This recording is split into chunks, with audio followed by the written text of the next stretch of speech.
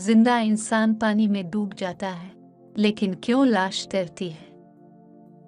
हाल ही में दरिया और दीगर नदियों में कुछ लाशें तैरती हुई देखी गई। इससे सनसनी फैल गई।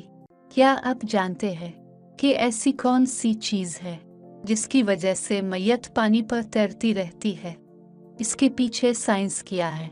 हाल ही में हमने खबर पढ़ी होगी कि लाशें दरिया में तैरती हुई पाई गई, जिसके बाद सनसनी फैल गई।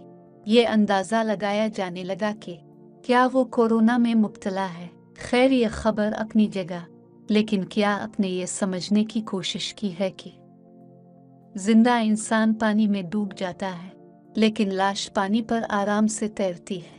आपने अक्सर देखा होगा कि अगर कोई शख्स तैरना नहीं जानता, अगर वो पानी में गिर जाए तो लाख कोशिश के बाद भी अपने आप को डूबने से नहीं बचा सकता, लेकिन एक लाश बगैर किसी कोशिश के पानी पर तैरती है। इसका उसकी कसाफत से क्या ताल्लुक है? दरहकीकत किसी चीज का पानी पर तैरना उसकी कसाफत और इस चीज के पानी से बेघर होने पर मुनहसर है। जिस चीज की कसाफत ज्यादा हो पानी में डूब जाती है।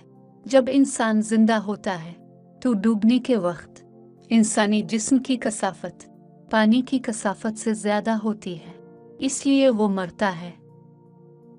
यहाँ काबिल गौर नुक्ता यह है कि जैसे ही इंसान मरता है, इसका जिस्म पानी में ऊपर की तरफ नहीं आना शुरू होता है, बल्कि पानी से इतना नीचे चला जाता है जितना वो जा सकता है।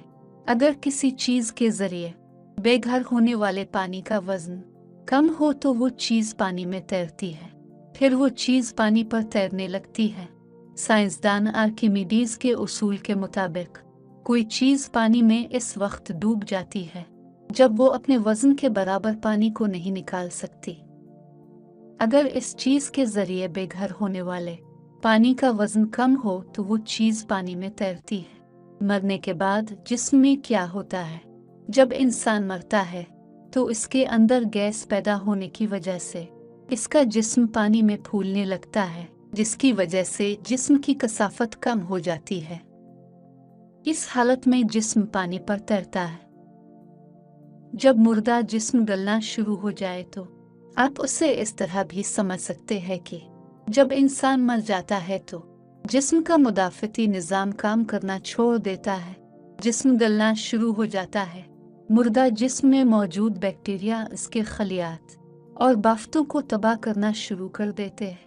बैक्टीरिया की वजह से जिस्म के अंदर मौजूद मुख्तलिफ गैसें जैसे methane, ammonia, carbon dioxide, hydrogen वगैरह फिर तैराकी शुरू हो जाती है।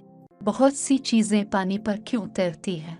आमतौर पर हम बहुत सी चीज़ों को पानी में तैरते हुए देखते हैं। लकड़ी, कागज़, पत्ते और बर्फ ऐसी चीज़ें हैं जो पानी में नहीं डूबती है।